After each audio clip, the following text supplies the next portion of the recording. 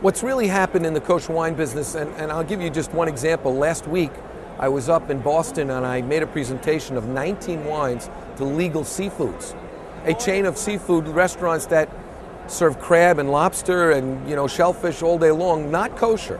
They already have 2 wines on their list from Israel. They're considering another 4 wines from throughout the world, including a Herzog Napa Cabernet. And obviously, people who are going to that restaurant are not kosher in their orientation. So what's really happened is that as a producer and an importer, we've had to, in the last 20 years, bump up our quality so that it is equal to or better than its counterparts in the non-kosher field. So that's the first thing that's happened. The second thing is that the same thing has happened to the consumer. The kosher consumer that always had to have a bottle of Kiddush wine on their table now still perhaps wants that Kiddush wine for Kiddush, but will definitely gravitate to a better wine to have with their meal. And there's hundreds more wines available, many more. For the first time in history, Rothschild is making wine that is kosher. Some of the great champagne houses like Laurent Perrier is making wines that are kosher.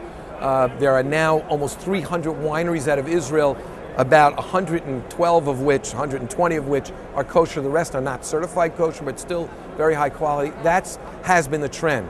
With the new economic realities that we have here, so far, that is one of the things that people are actually gravitating back towards.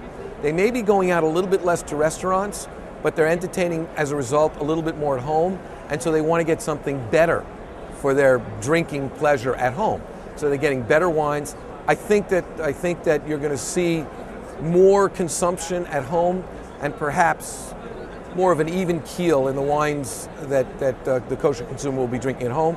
And mostly, we hope to take Bartenura Moscato is one example, Baron Herzog is another, some of the Israeli wines are a third. We hope to take those wines and cross the aisle so that those kosher wines will now become standards to non-kosher consumers as well.